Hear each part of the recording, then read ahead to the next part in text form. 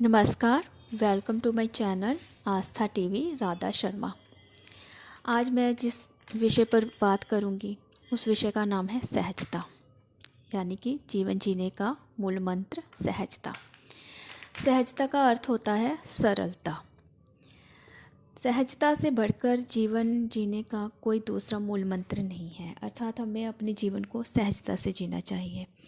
जो आदमी सहज होता है, सरल होता है, वो संतोषी होता है। जीवन के सफ़र को सुखमय बनाने का यह सबसे आसान फार्मूला है।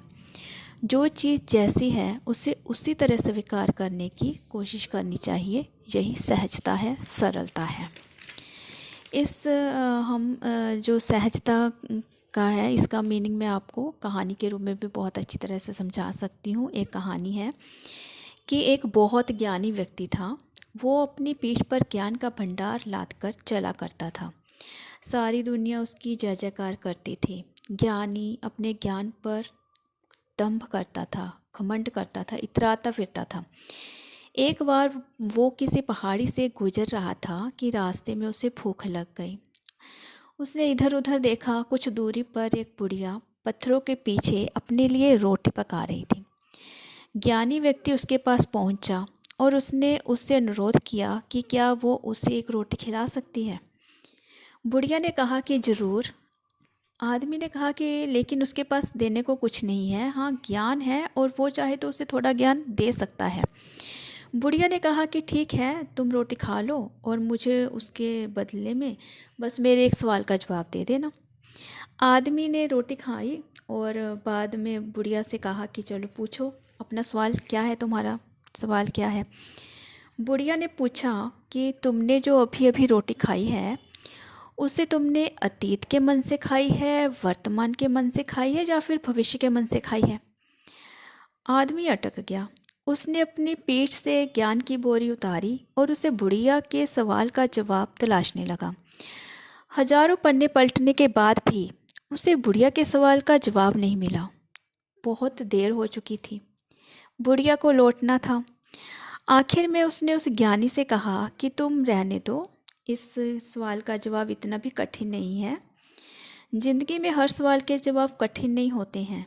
इसका तो बहुत सीधा सा जवाब था कि आदमी रोटी मुंह से खाता है, ना कि अतीत, वर्तमान या भविष्य के मन से खाता है। वो तो मुंह से खाता है रोटी।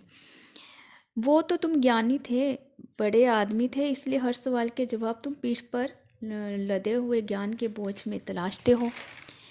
वरना जिंदगी को सहज रूप में जीने के लिए तो सहज ज्ञान की ही ज़रूरत होती है।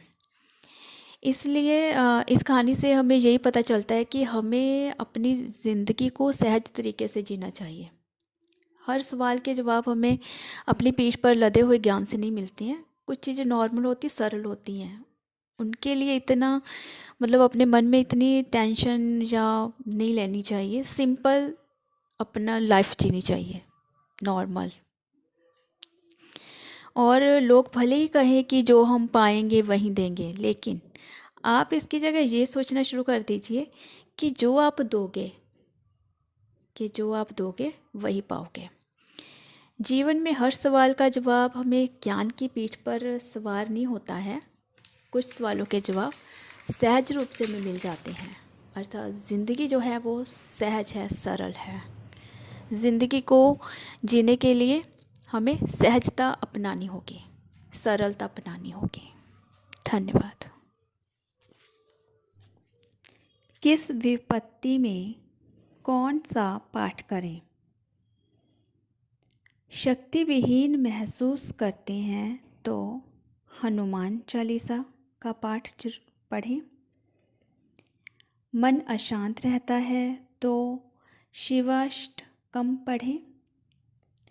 समाज में प्रतिष्ठा न मिले तो आदित्य हृदय स्तोत्र पढ़ें। संतान की समस्या हो तो गणेश अर्थ वशीष का पाठ करें। कोर्ट का मामला हो तो सुंदरकांड पढ़ें। धन की समस्या हो तो कनकधारा स्तोत्र का पाठ करें। ये शंकराचार्य जी द्वारा लिखी गई थी, आदिगुरु शंकराचार्य द्वारा। आगे का रास्ता ना निकल रहा हो तो विष्णु सहस्त्र नाम पढ़ें। बीमारी दूर करने के लिए दुर्गा सप्तशती का पाठ करें। इस तरह ये सब पाठ करने से हमारी विपत्ति दूर होती है। अतः अगर जैसी समस्या है उस तरह का पाठ करेंगे तो विपत्ति शीघ्र दूर होगी।